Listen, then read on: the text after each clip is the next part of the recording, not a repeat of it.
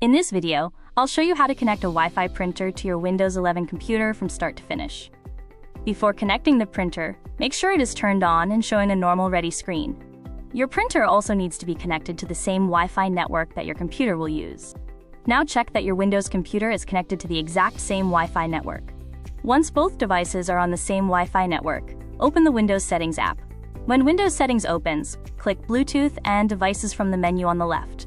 Next, select Printers and Scanners to view all printers already connected to your computer.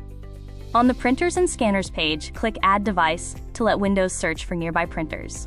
Windows will now begin searching for nearby printers connected to the same Wi-Fi network. When your printer appears in the list, you're ready to connect it to your computer.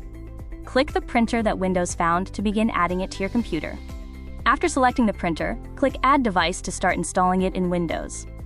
Windows will automatically install the printer and configure the required drivers. This may take a minute. When the installation finishes, Windows will display the printer as ready to use.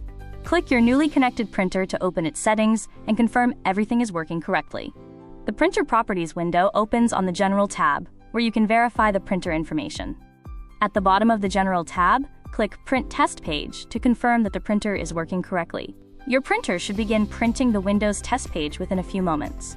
If the test page prints successfully, your printer is connected and ready to use with your Windows computer. Your printer is now connected and ready to use. Thanks for watching, and subscribe for more easy tech solutions.